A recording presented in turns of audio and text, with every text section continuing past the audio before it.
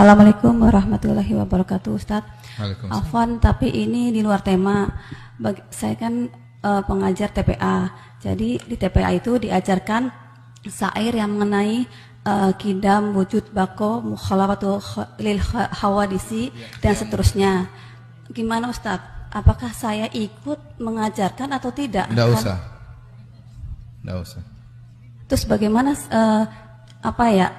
saya menyampaikan kepada guru tersebut? Suruh hafal aja Asmaul Husna. Ada Asmaul Husna yang agak dinasyidkan, tidak apa-apa. Ada Asmaul Husna yang dinasyidkan. Kalau kita suruh hafal, ya tidak jadi masalah. Anak biar tahu nama-nama Allah yang terindah. Suatu saat bermanfaat bagi mereka tatkala dijelaskan makna dari nama-nama tersebut. Sekarang mereka cukup menghafal. Susah apa qiyamuhu binafsi mukhalafatul lil hawadits. Nanti masuk dalam masalah-masalah itu ibaratnya ahli kalam. Ya, mukhalafatul hawadits itu ibaratnya ahli kalam. Ya. Wujud kidam baqa itu ibaratnya ahlul kalam, kidam itu. Kalau kita huwal awwalu wal akhiru wal zahiru wal batinu, lebih bagus ya. Oleh karenanya saya sarankan diganti dengan nama-nama Asmaul Husna. Sebagian dinasyidkan ada. Kalau anak-anak biar mudah hafal tidak ada masalah. Sehingga mereka menghafal nama-nama Allah tersebut bukan untuk jadikan zikir, bukan.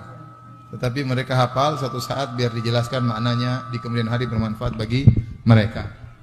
Coba perhatikan Pak, ucapan beliau ini luar biasa sekali. Beliau mengatakan segala puji bagi Allah sebagaimana Allah mensifati dirinya.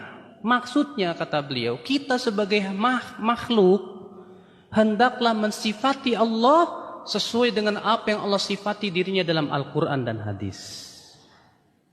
Jangan sifati dengan akal kita.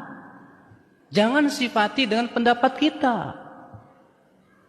Kalau misalnya misalnya ada orang berkata begini, Allah wajib punya sifat begini dan mustahil punya sifat begini. Lalu ia tentukan sendiri. Ya, sifat wajib bagi Allah ada 20, wujud, qidam, baqo, mukhalafatul lil hawadisi, dan pokoknya cuma 20 aja, nggak boleh lebih. Waduh, ngatur banget sama Allah Pak, namanya Pak. Ya.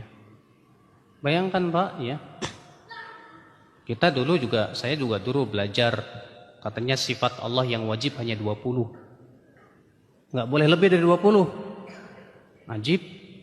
Terus nama Allah berapa? 99. Berarti kalau 99 kurang 20 berapa Pak?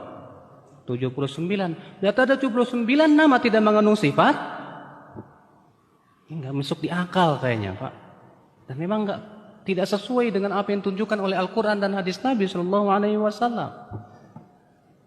Sekarang Bapak beribadah mengharapkan ridho Allah tidak?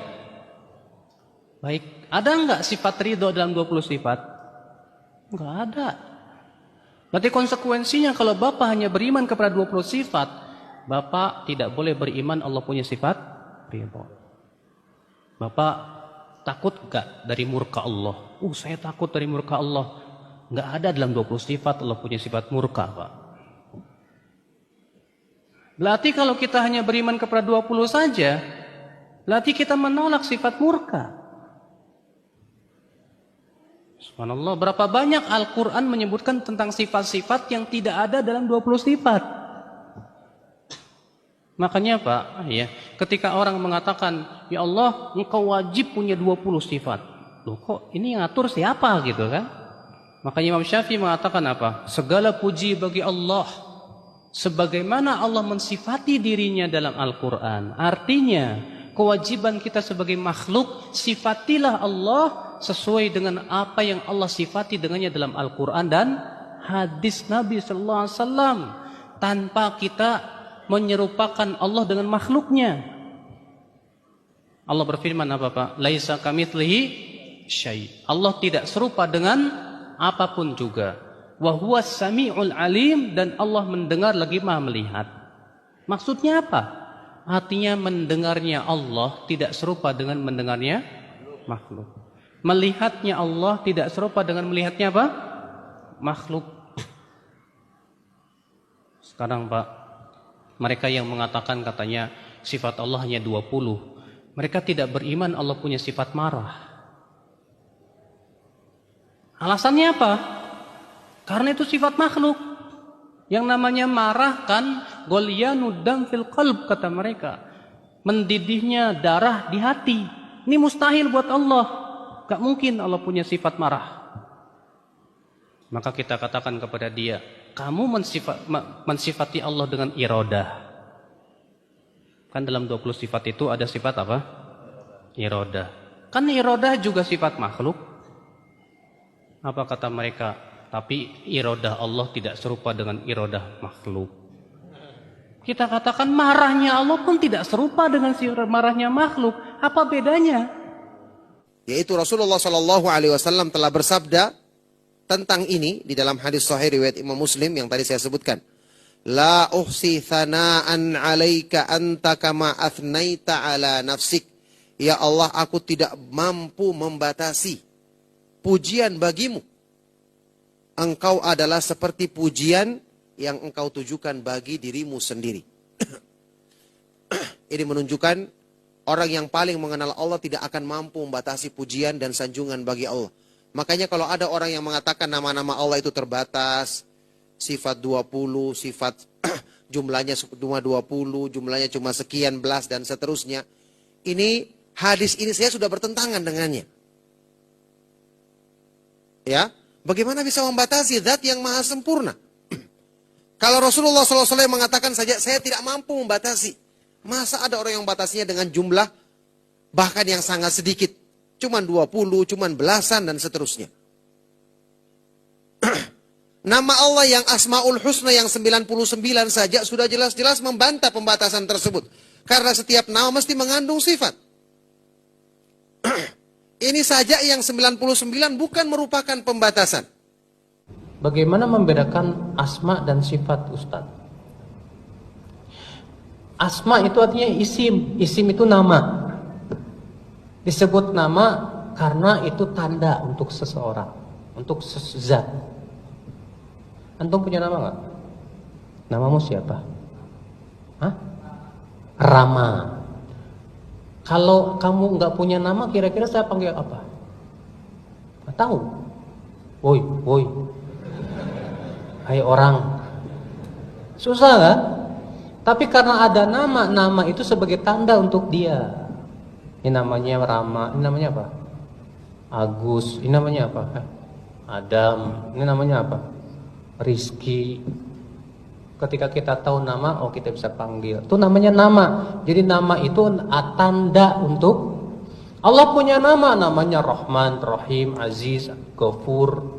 Tanda untuk Allah Subhanahu wa taala. Tapi setiap nama Allah pasti mengandung makna. Makna ini merupakan sifat Allah. Namanya Rahman. Rahman itu artinya apa? Yang maha rahmah. Rahmat itu artinya apa? Kasih sayang.